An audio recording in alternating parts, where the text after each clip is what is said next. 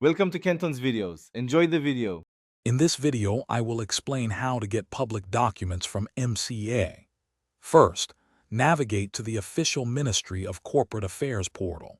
You will need to register as a new user if you haven't already, which is a straightforward process.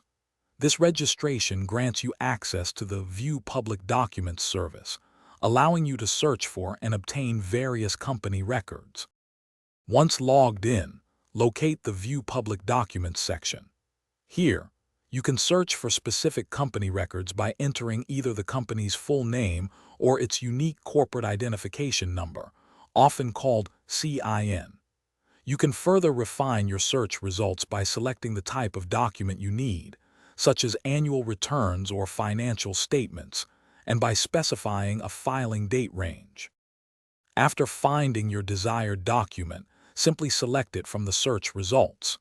There is a nominal fee, usually around 100 rupees, for each document you wish to access. Complete the payment through the secure portal.